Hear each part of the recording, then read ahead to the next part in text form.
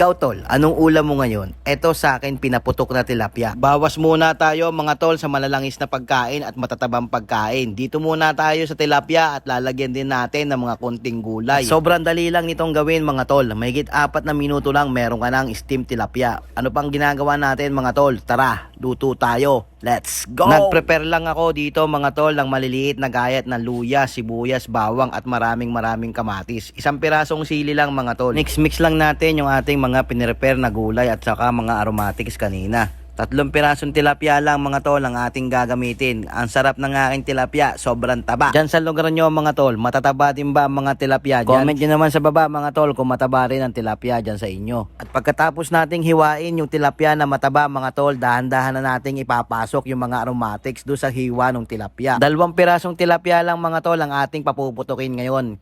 Hindi ko kasi alam kung makakain to ng mga bata, kaya 2 lang. Yung isa, ipiprito ko na lang muna siguro. Mataas na din kasi ang aking uric, kaya lalagyan ko na rin ng kangkong. Okay sana kung may pechay o kaya naman mustasa, kaso wala akong mabil lang kanina. Kaya ito na lang muna ang kangkong ang aking ilalagay sa mga gilid-gilid. Optional lang to mga tol, okay lang kahit wala niyan. Tapos ilalagay na rin natin yung itlog na pula sa ibabaw.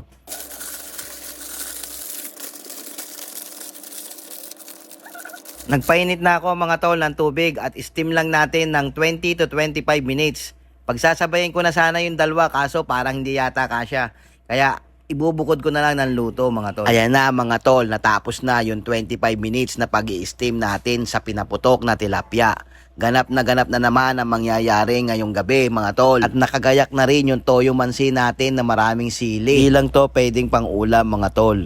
At pwede mo rin gawing pampulutan. O kaya naman pag may biglaan kang bisita, ito ang ihain mo. 4 na minuto lang mga tol ang gugugulin mo.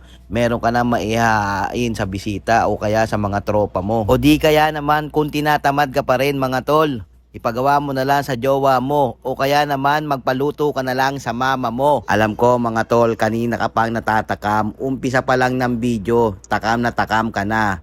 Kaya kung makakapagsaing ka na ngayon, ay pakiusap lang, pakidamihan mo na. At sinisigurado ko mapaparami ka ng kain kapag ito ang inulam mo. At sinisigurado ko rin sa iyo tol, kapag ito ang inulam mo, sisirain na naman ang diet mo. O papaano mga tol, hanggang dito na lang muna ang ating video. Kanina pa ako nagsasalita, sobrang dami ko nang sinabi. Hindi ko na namamalaya, nakaluto na pala ako ng isang putahe sa kakadaldal ko. Siya nga pala mga tol, kung umabot ka pa sa bidyong ito, ibig sabihin niya nag-e-enjoy ka at sinusuportahan mo talaga ang aking mga vlogs. Huwag mo namang kalimutang i-like at i-share ang aking video.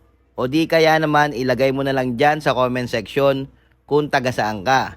Nang sa gano malaman ko naman kung hanggang saan umabot ang aking video.